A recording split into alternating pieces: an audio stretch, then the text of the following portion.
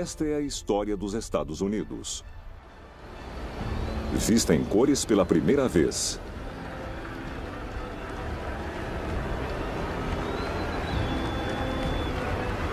É a próspera década de 20. O país está florescendo. E a economia não era a única área em alta. Henry Ford faz a indústria automobilística crescer. O rádio unifica a nação. E lá vai ele, acerta um de direita e um de esquerda, mais um de direita e ele caiu! E Charles Lindbergh inicia a era da aviação. Os americanos estão comemorando os bons tempos. Qual é o melhor país em todo o mundo? Os Estados Unidos! Mas com o progresso vêm os riscos. A proibição faz que Al Capone seja um gangster celebridade. E a Ku Klux Klan marcha pelas ruas da capital. Então, depois de 8 anos de grande prosperidade, vem a Terça-feira Negra e a queda de 29.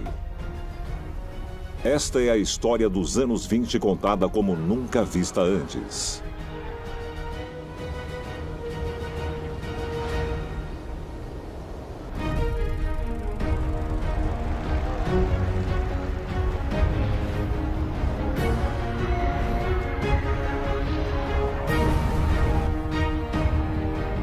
Quero que a gente reconquiste isso.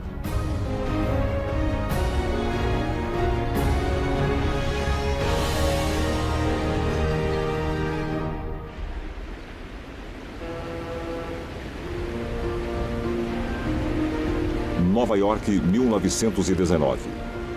2 milhões de soldados americanos voltam vitoriosos da Primeira Guerra Mundial.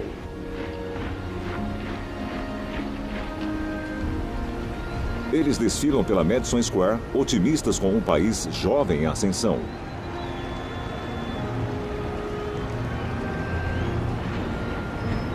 No começo da década, Nova York é o maior mercado financeiro, o coração pulsante do capitalismo do país. Mas tanto os veteranos quanto os banqueiros terão uma surpresa desagradável. Ao meio-dia do dia 16 de setembro de 1920, uma charrete passa pelas pessoas em seus horários de almoço e para na frente do banco JP Morgan, na Wall Street, número 23. Então, uma explosão mata 38 e deixa 143 pessoas gravemente feridas.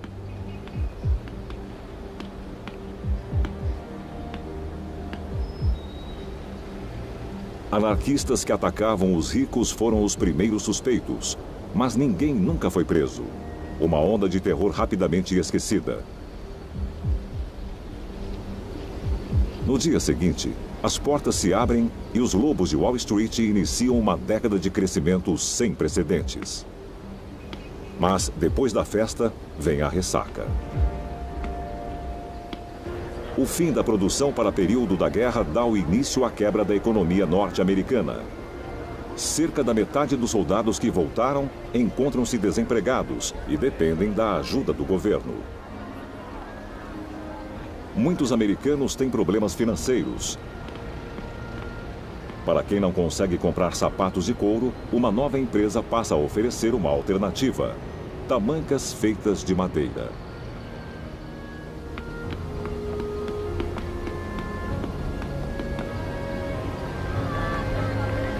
Em março de 1921, o novo presidente, Warren G. Harding, promete acertar os ponteiros dos Estados Unidos. Uma volta à normalidade.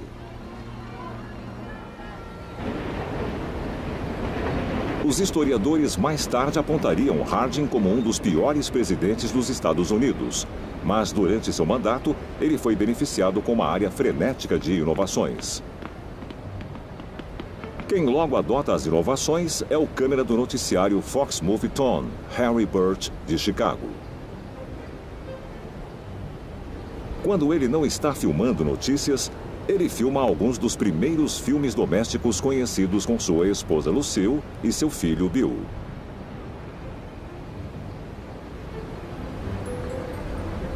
Os carros estão se tornando tão populares que até o jovem Bill tem um.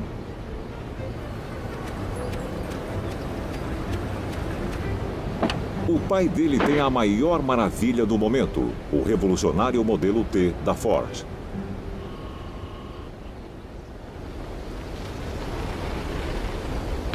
Seu criador é Henry Ford, o melhor engenheiro de sua época.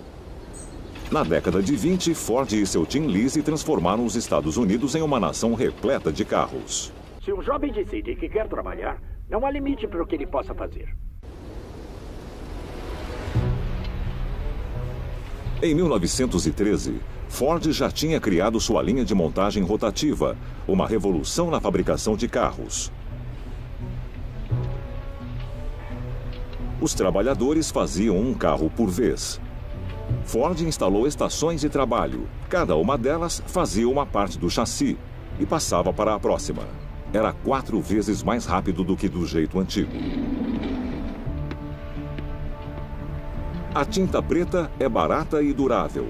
Ford ficou famoso por dizer que os clientes podiam escolher qualquer cor, desde que fosse preta. Em 1920, um carro novo é finalizado a cada 2 horas. Quase metade dos carros circulando no país são do modelo T. Um modelo simples, confiável e durável. Algo importante em uma nação onde menos de 2% das estradas são aptas para transitar. Ford também revoluciona práticas de negócios. Ele cria uma semana de trabalho de 5 dias, a primeira vez que há folga no fim de semana, e paga o suficiente para que eles comprem o próprio modelo T. Ele era vendido a pouco mais de $300. No informativo de sua empresa, Ford diz: "Já é hora de nos livrarmos da ideia de que trabalhadores terem lazer é perda de tempo, ou que é um privilégio de classe."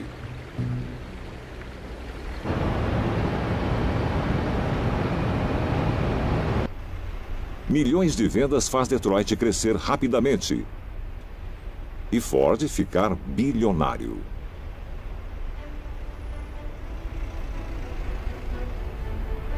É uma nova era de grandes empresários da indústria. Em 1921, Ford une-se ao magnata dos pneus Harvey Firestone, o da esquerda, e o inventor Thomas Edison, na direita, em uma viagem ao campo.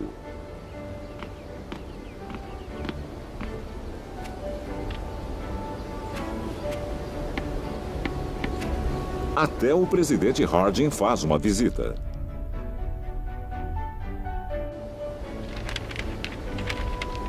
Enquanto 4 das mais poderosas pessoas do planeta descansam do estresse do trabalho e aproveitam ao ar livre por todo o país, novas estradas são feitas para acomodar milhões de donos de carros.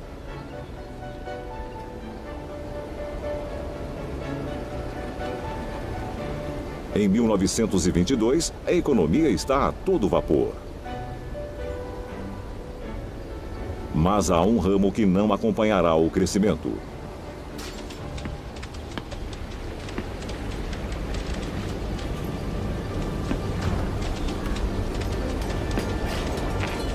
Apenas 2 anos antes, a proibição tornou-se lei. A produção e venda de álcool foram proibidas.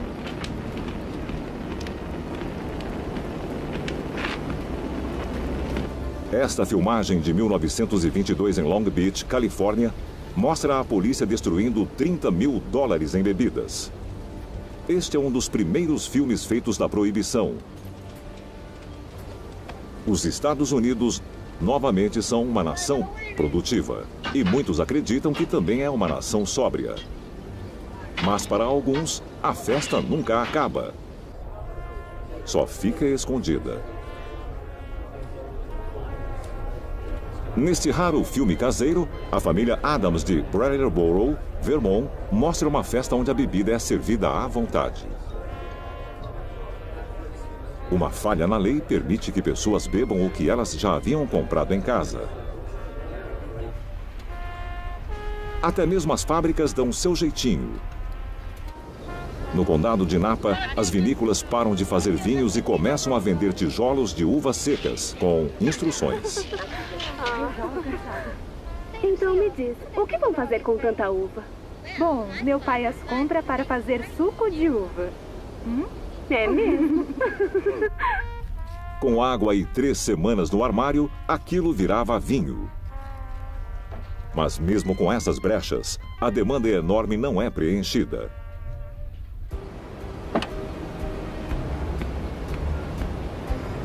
O mercado negro cresce e o crime organizado fica feliz em matar a sede do país. No fim dos anos 20, Al Capone está ganhando milhões de dólares por ano por tráfico de bebidas.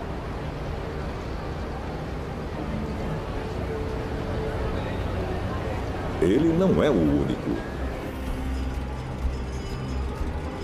A competição traz guerra entre gangues.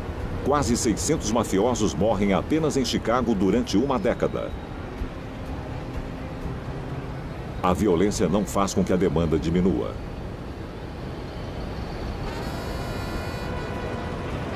A procura por bebida alcoólica dá vida ao speakeasy, o ambiente protegido por senha, e com uma dose de liberdade. Para mulheres que haviam conquistado o direito de votar em 1920, esses bares escondidos inspiram um novo e desinibido estilo de vida. Um que chocará os setores mais conservadores da sociedade. Como a escritora Dorothy Parker diz, ela não é mais como sua avó.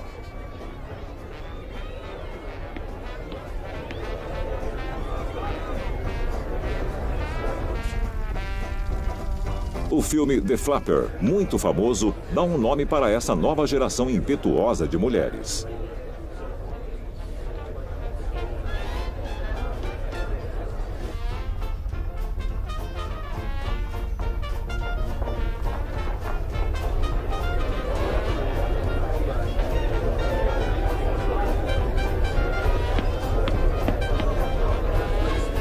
As flappers não faziam nada do que a sociedade considera comportamento apropriado.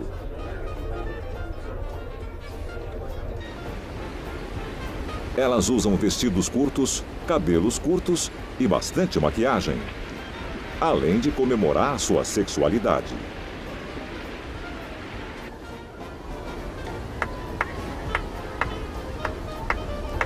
A indústria de cosméticos explode, pois mais mulheres adotam o estilo flapper. Os cigarros tornam-se um símbolo da libertação e mulheres abraçam essa imagem. A era do jazz está com tudo. A maioria dos norte-americanos nunca esteve tão bem.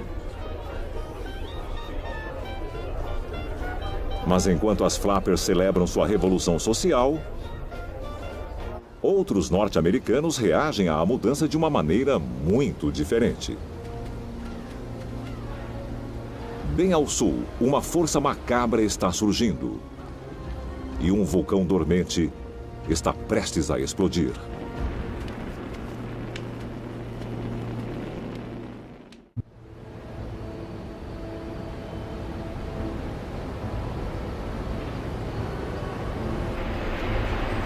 É 1923 e os Estados Unidos estão em ascensão. Há muitos trabalhos bem pagos, pois a indústria prospera e há constantes altas no mercado de ações. Então, em agosto, o presidente Harding morre repentinamente de ataque cardíaco.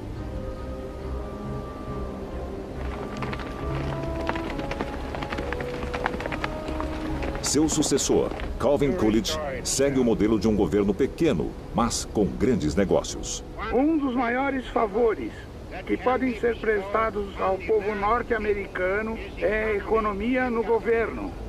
O Silent Cal lança uma frase famosa: o maior negócio dos norte-americanos são os negócios. Para a maioria dos norte-americanos, o futuro é promissor. Mas as instituições políticas, sociais e econômicas do país favorecem muito mais pessoas brancas do que pessoas negras. E não há lugar pior para que negros viverem do que no sul de Jim Crow.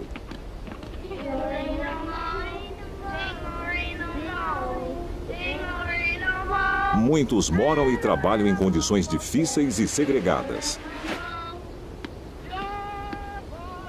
Como estas filmagens raras mostram, as músicas de trabalho não haviam mudado muito desde o período de escravidão.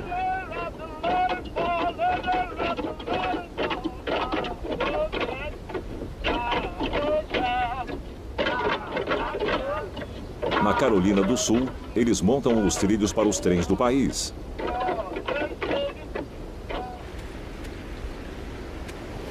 E em Port Norris, Nova Jersey, eles descascam ostras para jantares elegantes.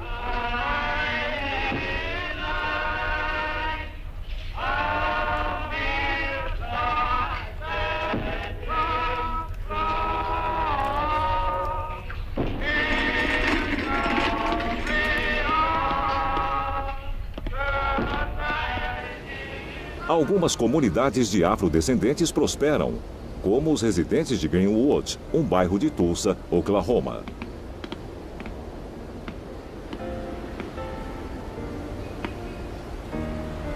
Aqui, antigos escravos receberam terras depois da Guerra Civil.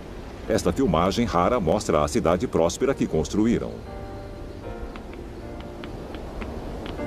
Um famoso pastor batista chamado Solomon Sir Jones é o primeiro cineasta. Sua filmagem ficou perdida por mais de 50 anos. Jones capturou a vida movimentada de Greenwood, que parecia qualquer cidadezinha americana.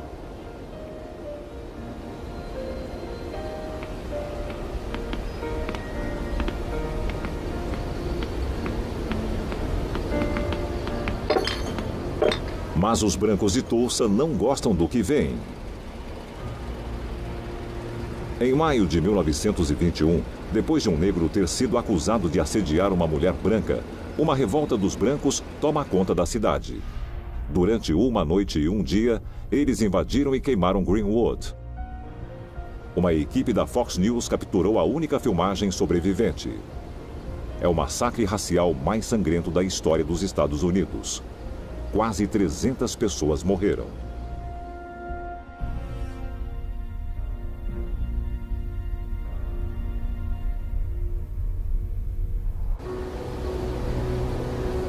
Por trás da violência, há uma força terrível nascida no século XIX, mas até então silenciosa.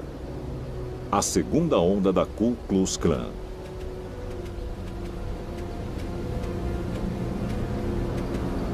Fotógrafos de jornal capturam uma marcha da Klan em Tulsa um ano depois da revolta. A Ku Klux Klan cai no gosto de americanos que se sentem ameaçados pelo ritmo acelerado de mudanças do século XX.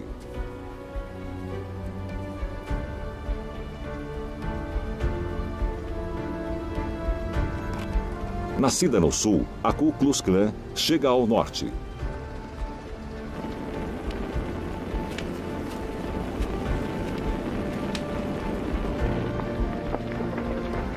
Seus membros promovem o que chamam de americanismo 100%. Seu alvo não são só negros, mas católicos, judeus e imigrantes. No auge de seu poder, a imprensa captura 40 mil filiados e filiadas da Klan, dando apoio à supremacia branca nas ruas de Washington, D.C. Em 1924, eles atingem assustadores 4 milhões de membros. A Ku Klux Klan continuará sendo a força da intolerância nas próximas gerações.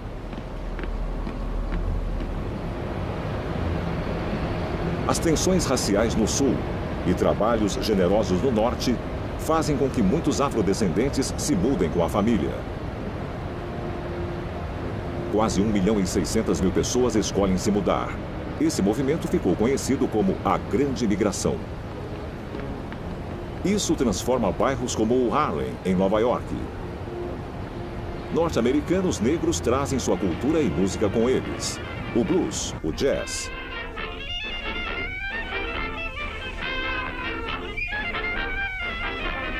Não pela última vez, a música negra é adotada pelos brancos do país.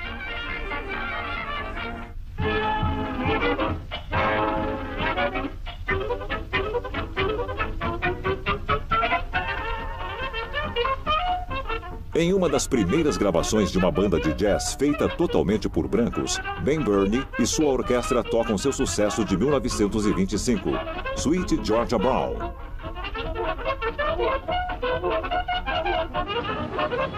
O jazz encontra uma nova casa nos badalados speakeasies e nas casas noturnas das cidades cosmopolitas.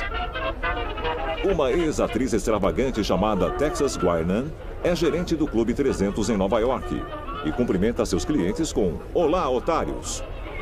Antes de eu começar a cantar esta música, eu quero que entendam que nenhum otário neste lugar pode fazer o que quiser. Música negra, bebidas ilegais e mulheres libertadas a fazem ficar rica. Qual é o melhor país do mundo todo? Os Estados Unidos! No Clube 300 de Guinan, a empolgante década de 20 atinge seu ápice de diversão.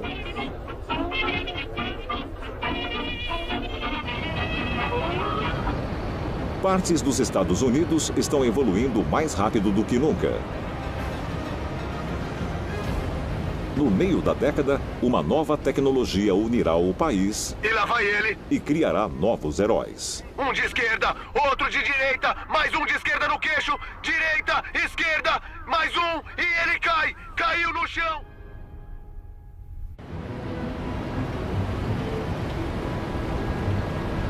No começo de 1925, a prosperidade e as novas invenções revolucionam o dia a dia nos Estados Unidos.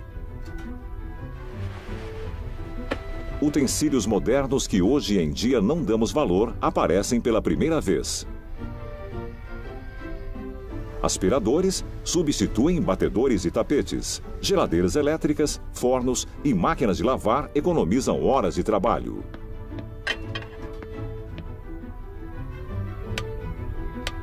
Mas a invenção que une o país todo é o rádio.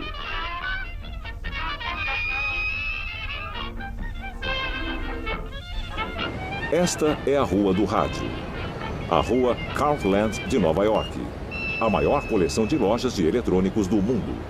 Ela ficará assim até 1966, quando é derrubada e dá lugar para o World Trade Center. Todas as lojas competem e vendem modelos diferentes. E aqui, sons verdadeiros de pessoas na rua ouvindo uma transmissão de rádio.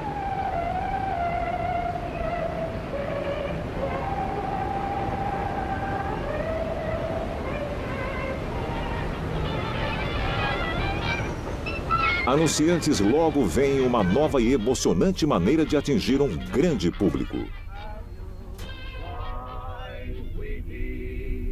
Na véspera de Natal de 1926, o Wheaties lança o primeiro jingle de comercial. E o cereal torna-se o mais popular do país.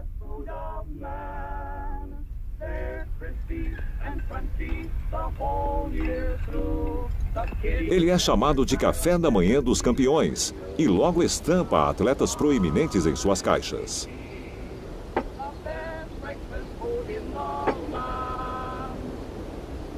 Pela primeira vez, os norte-americanos podem ouvir eventos esportivos ao vivo em qualquer lugar do país. Principalmente do passatempo nacional, o beisebol. Os jogadores logo tornam-se heróis americanos. Ninguém é mais famoso do que Baby Ruth. Não há nenhuma gravação dos jogos da época. Esta filmagem é rara. Ruth começou sua carreira como lançador, mas logo virou o melhor rebatedor que o mundo já viu.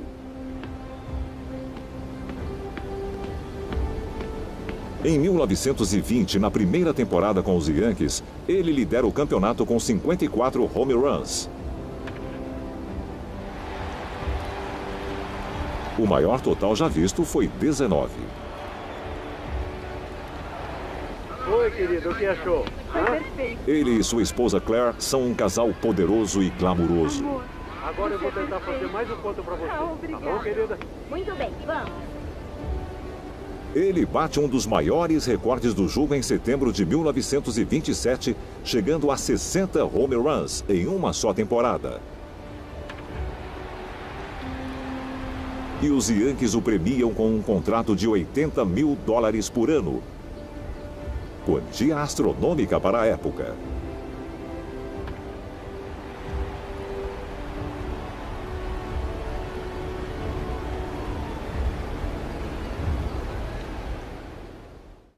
Agora eu apresento... Em 1926, 5 milhões de casas têm rádio. Um aumento assustador das 2.000 casas no começo da década. Bem a tempo para uma das maiores controvérsias do esporte até hoje. O boxeador Jack Dempsey ganhou 66 lutas em 13 anos. Vindo da pobreza do Colorado, Dempsey tem descendência irlandesa, Cherokee e judia. Ele é um lutador forte e ofensivo, e chega aos primeiros por sua habilidade e coragem.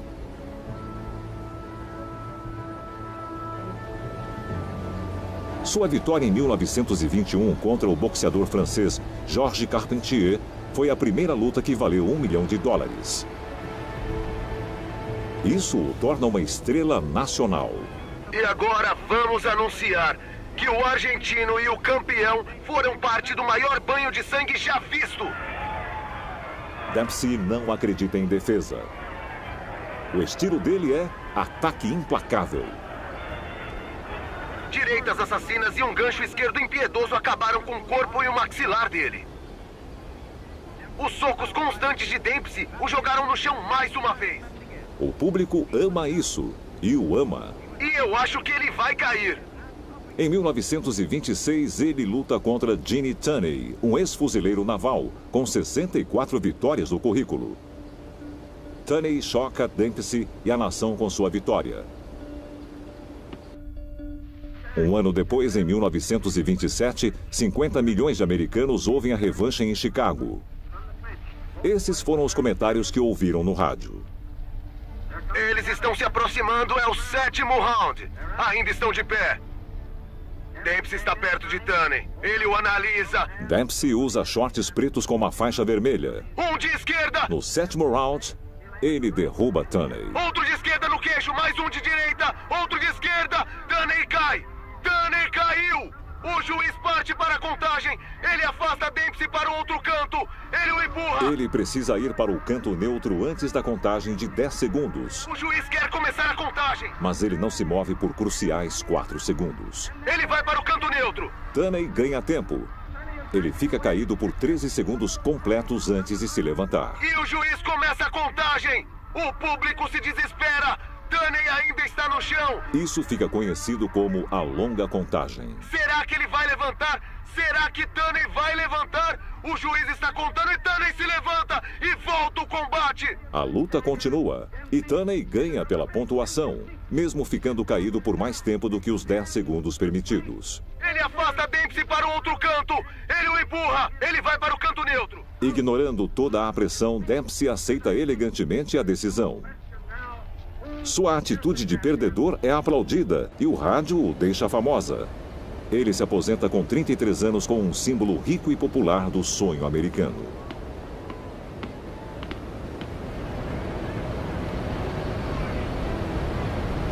Estrelas mundialmente famosas no esporte, inovações tecnológicas e uma economia crescente. Em meados dos anos 20, o país esbanja confiança. Mas a natureza está prestes a causar uma grande destruição em uma de suas maiores histórias de sucesso.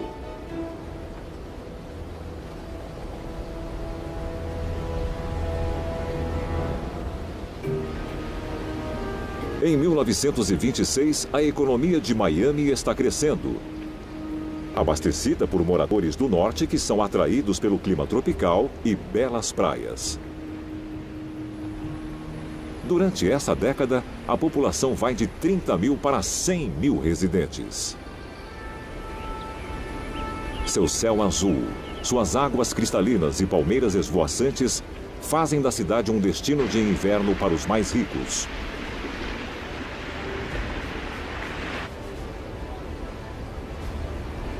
No dia 17 de setembro, os adoradores do Sol não fazem ideia que um furacão devastador está a caminho. Naquela noite, um furacão de categoria 4 e de 100 quilômetros atinge a cidade. Quase 400 pessoas são mortas e 43 mil ficam sem teto.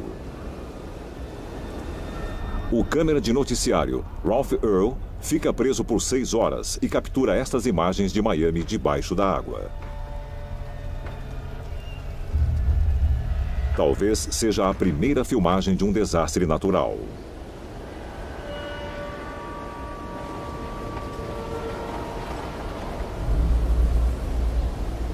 Earl, à esquerda, leva ele mesmo as filmagens chocantes para que sejam distribuídas nos 20 mil cinemas de todo o país.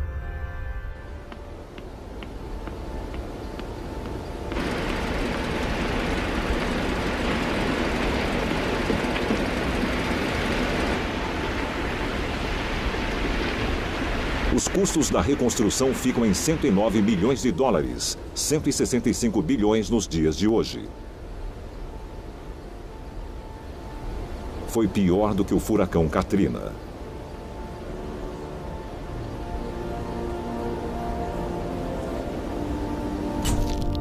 A Universidade de Miami, aberta um ano antes, batiza seu time de Os Furacões.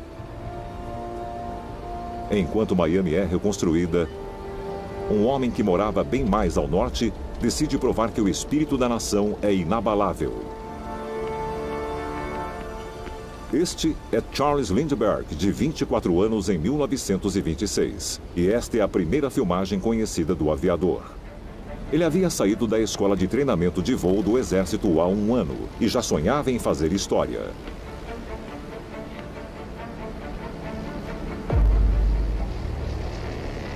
Lindbergh quer ganhar um prêmio de 25 mil dólares pelo primeiro voo solo sem paradas, de Nova York até Paris. O futuro da aviação está em jogo. Linhas de viagem por transatlântico são seguras e confiáveis, mas lentas. Aviões são considerados muito perigosos. 6 pilotos já haviam morrido ao tentarem fazer a viagem de quase 6 mil quilômetros.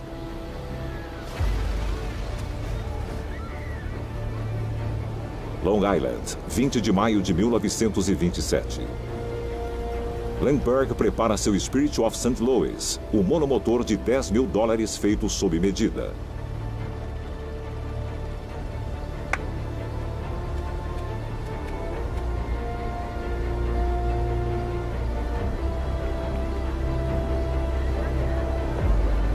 "500 espectadores se reúnem para vê-lo decolar. A bordo, ele leva 5 sanduíches de presunto para aguentar a viagem.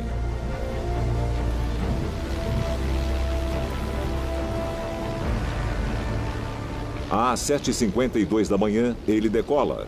E depois de alguns chocalhos, sobe, quase enroscando nas linhas telefônicas.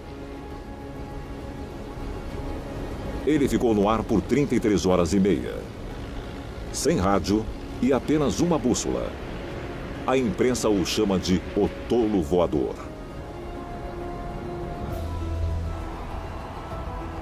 Às 10h24 da noite, em Paris, milhares de pessoas testemunham seu pouso noturno triunfal.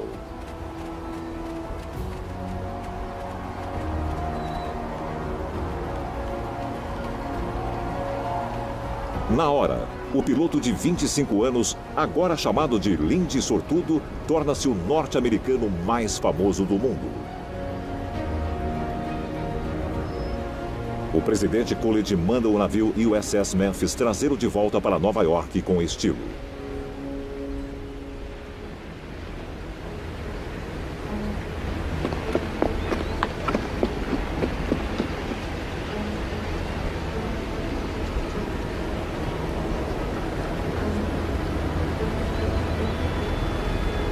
Quatro milhões de pessoas vão para a Quinta Avenida presenciar seu desfile da vitória. Ele simboliza a nação, jovem, bonito e corajoso. E seu feito ousado prova que voar é o futuro das viagens.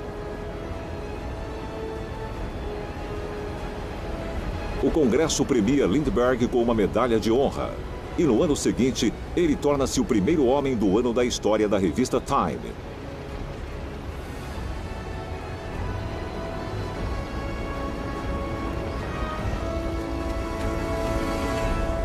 Ele faz turnê de 3 meses pelo país. Visita todos os estados. 1 a cada 4 americanos vê Lind em sua turnê Guggenheim. A família Hines de Portland, Maine, está entre eles. No dia 24 de julho, eles capturam a chegada de Lindbergh em Portland em um vídeo caseiro. Os Hines ganharam dinheiro por terem criado uma fábrica bem-sucedida de cremes para mãos. Uma nova geração de mulheres queria mais produtos. O poder da produção em massa enriqueceu essa e outras famílias. E transformou completamente os Estados Unidos.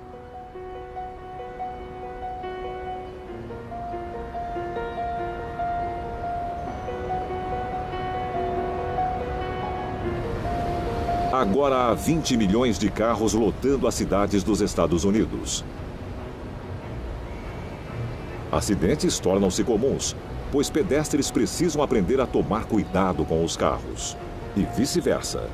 Ainda não existe teste para tirar carteira.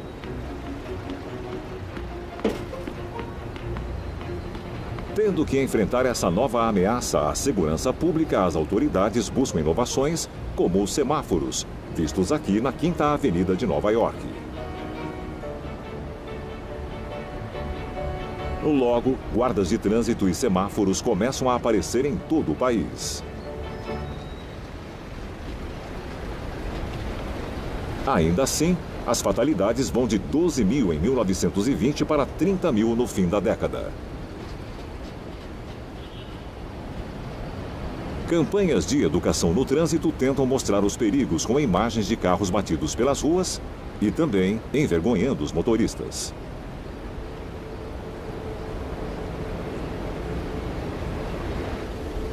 Em Portland, Maine, a família Hines também passa pela tragédia nacional. Seu filho, William, é visto aqui neste vídeo caseiro com 5 anos em 1924. Um ano depois, um modelo T da Ford o atinge e o mata na rua Vaughan.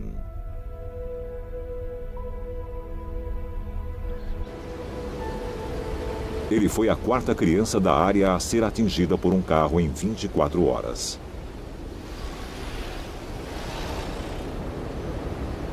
Mas a cultura dos carros não é a única tendência a dominar o país. A economia estável fez as construções começarem a atingir o céu. Em Manhattan, muitos arranha-céus ambiciosos são erguidos, todos querendo levar o título de prédio mais alto do mundo. O edifício Chrysler torna-se a primeira estrutura feita pelo homem a atingir 300 metros. É um dos primeiros exemplos da arquitetura no estilo Art Deco, icônica ainda hoje. Esta é uma filmagem rara das famosas águias sendo instaladas no 61º andar. Como a Estátua da Liberdade, elas são menores do que parecem.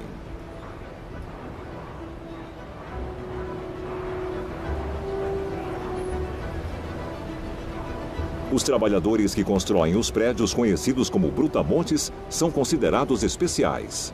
Cuidado, é bem alto aqui. É muito alto. Eles trabalham sem proteção, cordas de segurança ou capacetes. Têm turnos de 8 horas perto das nuvens sem intervalos para ir ao banheiro. Os funcionários jogam rebites quentes com as mãos pelo ar.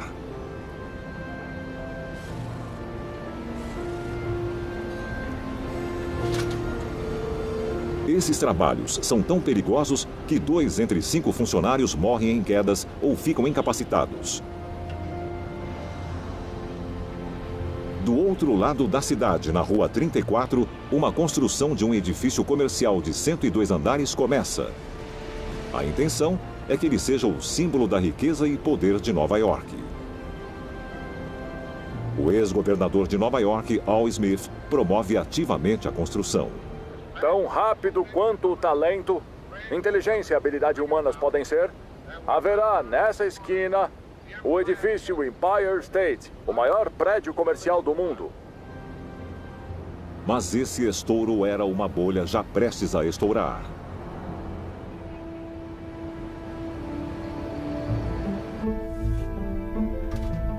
Quase 80% dos bens eram comprados a crédito e a maioria dos norte-americanos não tem economias. Os consumidores não diminuem o ritmo. E com o mercado otimista, poucos percebem que algo está prestes a acontecer. Os arranha-céus coroam uma economia frágil. Isto está prestes a ficar perigosamente fora de controle.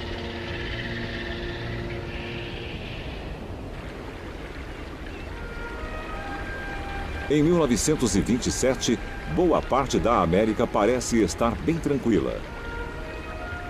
Como o poderoso Mississippi, o país parece estar navegando para um futuro próspero. Por gerações, os norte-americanos constroem suas vidas ao redor de seu maior rio, com mais de 3.700 quilômetros do norte de Minnesota até o Golfo do México. O rio oferece empregos, alimento e um estilo de vida característico, tudo protegido por um sistema de diques feitos para controlar o fluxo do rio. Mas a natureza está prestes a mostrar os limites da intervenção humana. 8 meses de chuvas pesadas enchem o rio de maneira nunca vista antes. Então, no dia 21 de abril, as águas ultrapassam os diques. A devastação é assombrosa. Uma área do tamanho de New England, mais de 100 mil metros quadrados, fica debaixo d'água. Houve 1.000 mortos. Famílias negras em sua maioria. 700 mil perdem as casas. E há mais de $1 bilhão em danos. Esta é uma filmagem feita pelo exército norte-americano depois do desastre. Ao todo, 10 estados foram afetados.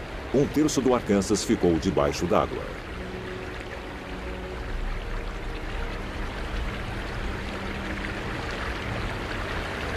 Mesmo assim, o presidente Coolidge recusa-se a oferecer dinheiro do governo para ajudar. Ele acredita que quem ajuda na hora dos desastres são as obras de caridade e negócios privados, não o governo.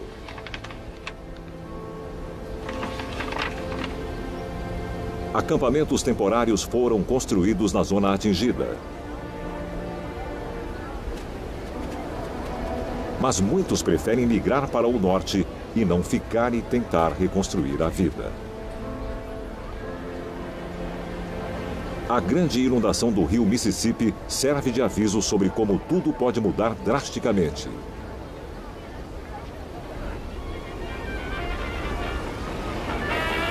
Mas para a maior parte do país, os bons tempos ainda estão em vigor.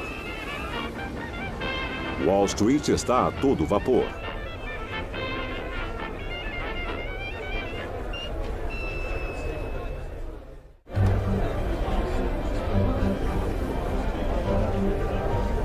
O volume de negócios é tão alto que, em 1928, a Bolsa de Valores de Nova York instala telégrafos que podem imprimir 500 caracteres por minuto, 2 vezes mais rápido do que antes.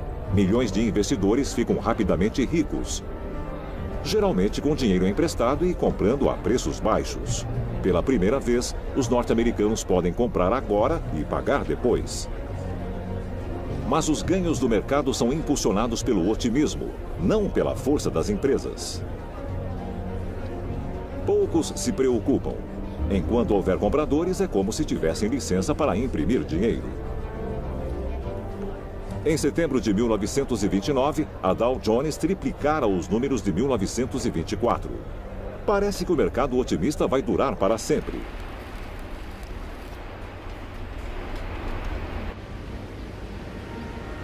O que a maioria dos investidores não sabe é que há bens demais a serem vendidos. As vendas totais de carros haviam caído 30%. Em Detroit, carros não vendidos eram empilhados em ferros velhos.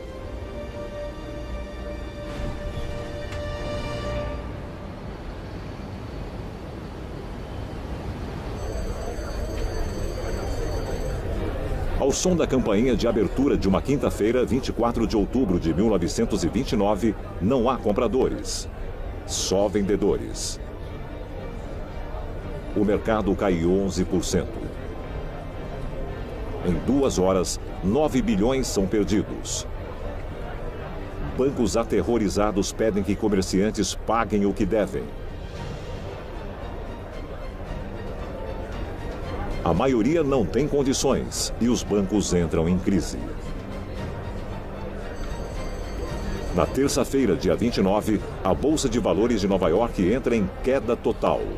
Corretores imploram para vender a qualquer preço. O dia fica conhecido como a Terça-feira Negra. 25 bilhões de dólares evaporam de um dia para o outro. E não é só em Wall Street. Os bancos começam a fechar em todo o país. 140 bilhões de dólares em economias desaparecem. Pessoas comuns são arruinadas. O secretário assistente de comércio Julius Klein faz um pronunciamento na rádio para todos se acalmarem. Apesar das atitudes lamentáveis da Bolsa de Valores, a situação do comércio e da indústria em todo o país está fundamentalmente estável. Ele está errado. Depois dos prósperos anos 20, os norte-americanos vivenciarão o próximo capítulo, a Grande Depressão.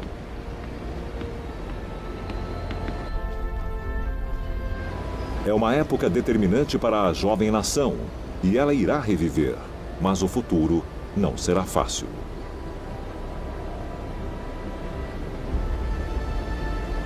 Quando o gigante edifício Empire State abre as portas no ano seguinte, há poucos inquilinos.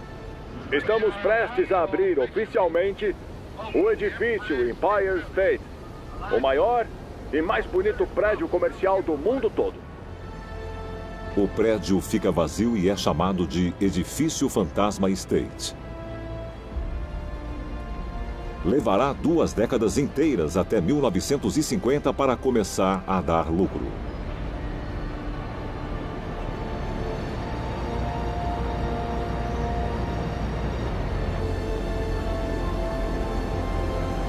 A festa de 10 anos dos Estados Unidos trouxe uma ressaca que afetou milhões.